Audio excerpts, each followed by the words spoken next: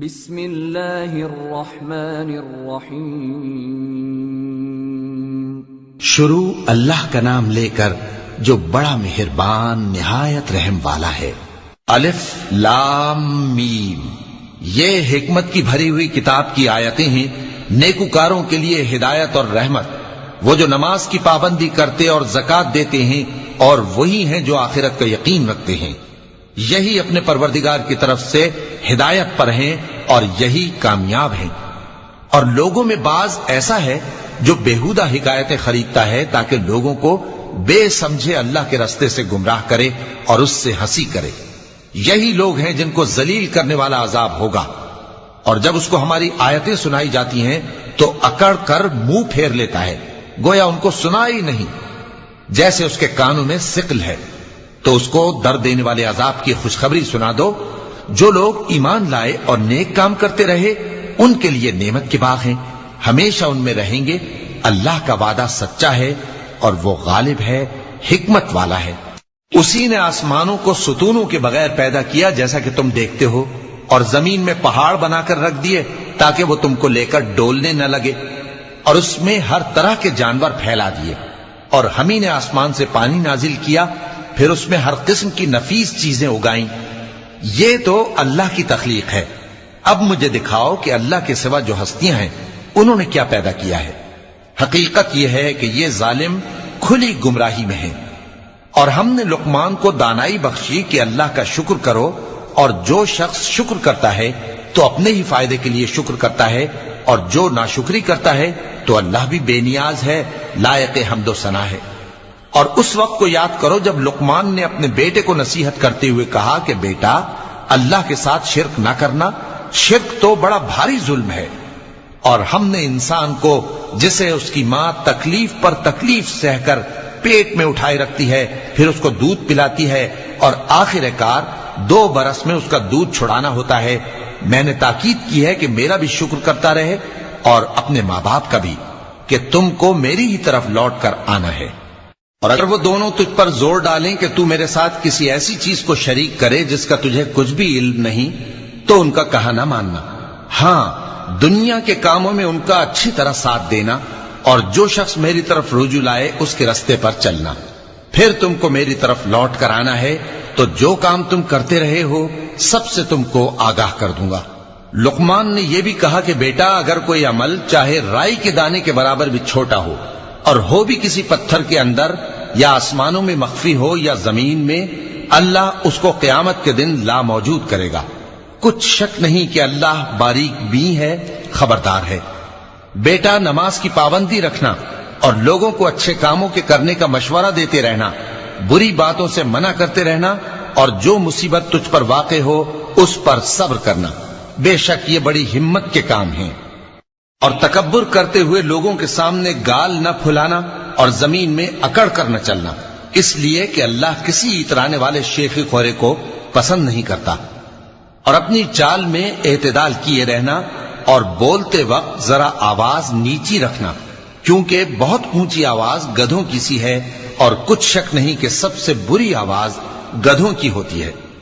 کیا تم نے نہیں دیکھا کہ جو کچھ آسمانوں میں اور جو کچھ زمین میں ہے سب کو اللہ نے تمہارے قابو میں کر دیا ہے، اور تم پر اپنی ظاہری اور باطنی نعمتیں پوری کر دی ہیں۔ اور بعض لوگ ایسے ہیں کہ اللہ کے بارے میں جھگڑتے ہیں، نہ علم رکھتے ہیں اور نہ ہدایت اور نہ کتاب روشن۔ اور جب ان سے کہا جاتا ہے کہ جو کتاب اللہ نے نازل فرمائی ہے اس کی پیروی کرو، تو کہتے ہیں کہ ہم تو اسی کی پیروی کریں گے جس پر ہم نے اپنے باپ دادوں کو پایا۔ بھلا اگرچہ شیطان ان کو دوزخ کے عذاب کی طرف بلاتا ہو تب بھی۔ اور جو شخص اپنے آپ کو اللہ کا فرما بردار کر دے اور نیکوکار بھی ہو تو اس نے مضبوط کڑا تھام لیا، اور سب کاموں کا انجام اللہ ہی کی طرف ہے۔ اور جو کفر کرے تو اس کا کفر تمہیں غمناک نہ کر دے۔ ان کو ہماری طرف لوٹ کر آنا ہے، پھر جو کام وہ کیا کرتے تھے ہم ان کو جتا دیں گے۔ بے شک اللہ دلوں کی باتوں سے بھی واقف ہے۔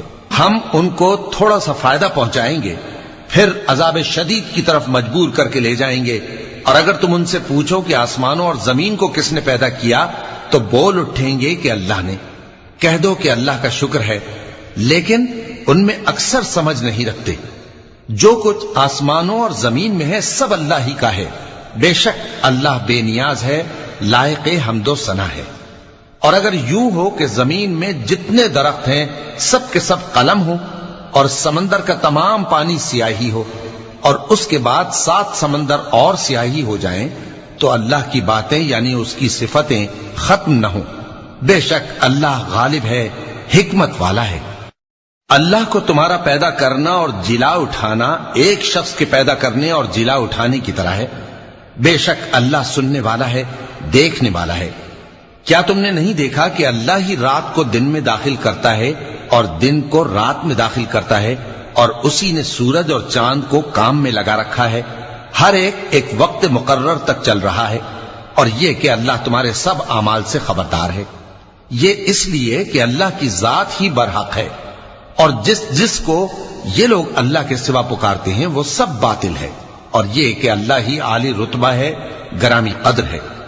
کیا تم نے نہیں دیکھا کہ اللہ ہی کی مہربانی سے کشتیاں سمندر میں چلتی ہیں تاکہ وہ تم کو اپنی کچھ نشانیاں دکھائے؟ بے شک اس میں ہر صبر کرنے والے، شکر کرنے والے کے لیے نشانیاں ہیں۔ اور جب ان پر سمندر کی لہریں سائبانوں کی طرح چھا جاتی ہیں تو اللہ کو پکارنے اور خالص اس کی عبادت کرنے لگتے ہیں، پھر جب وہ ان کو نجات دے کر خشکی پر پہنچا دیتا ہے تو چند ہی لوگ انصاف پر قائم رہتے ہیں، اور ہماری نشانیوں سے وہی انکار کرتے ہیں جو عہد شکن ہیں، ناشکرے ہیں۔ لوگو اپنے پروردگار سے ڈرو اور اس دن کا خوف کرو کہ نہ تو باپ اپنے بیٹے کے کچھ کام آئے اور نہ بیٹا باپ کے کچھ کام آ سکے۔ بے شک اللہ کا وعدہ سچا ہے، پس دنیا کی زندگی تم کو دھوکے میں نہ ڈال دے، اور نہ وہ بڑا فریب دینے والا شیطان تمہیں اللہ کے بارے میں کسی طرح کا فریب دے۔ اللہ ہی کو قیامت کا علم ہے، اور وہی میں برساتا ہے، اور وہی حاملہ کے پیٹ کی چیزوں کو جانتا ہے، اور کوئی شخص نہیں جانتا کہ وہ کل کیا کام کرے گا، اور کوئی شخص نہیں جانتا کہ کس سرزمین میں اسے موت آئے گی۔ بے شک اللہ ہی جاننے والا ہے اور خبردار ہے۔ صدق اللہ العظیم۔